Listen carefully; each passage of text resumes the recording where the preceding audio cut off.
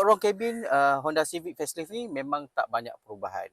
Okey, tapi perubahan yang paling ketara ialah dia punya sistem infotainment bersaiz 9 inci ni dia dah ada Google built-in. So kau boleh guna Google Assist, lepas tu kau boleh cari apps daripada Google Store dan Google Maps. Memang sangat-sangat membantu, cuma kau kena sambungkan unit ni dengan kau punya handphone. Dia tak ada SIM card ataupun sebagainya.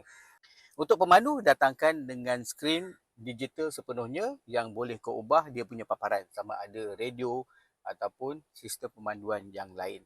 Satu lagi perubahan yang kecil tapi nampak menarik ialah dia punya bahagian tengah ni. Dekat bahagian aircon ni, macam kau tahu, ini adalah design yang sangat kemas bagi aku dan sekarang nampak lebih menarik sebab untuk model RS ni datangkan dengan kemasan warna merah dekat dia punya frame tu.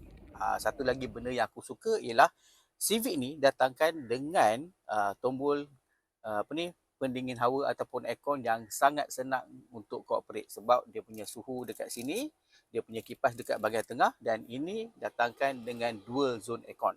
Satu lagi benda yang aku suka ialah kau boleh alihkan ataupun kau boleh halakan aircon tu dengan tombol yang kecil ni lah. Walaupun nampak kecil tapi dia sangat function. So kau boleh tala terus udara sejuk tu sama ada dekat badan, kepala dan sebagainya. Dekat bahagian bawah ni ada dua USB-C yang baru dan ada satu pengecas tanpa wire. Okey, dekat bahagian tengah ni ada dua tempat meletak minuman.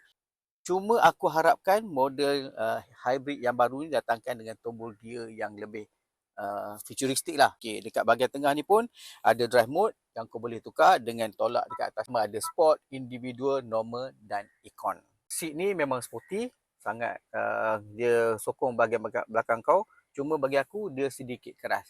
Tapi dia nampak masih lagi cantik sebab dia dibalut dengan gabungan kulit dengan switch dekat tengah ni dan jahitan warna merah. Dan bila kau pandu, kereta ni memang agak rendah dan kau rasa sangat-sangat sporty lah.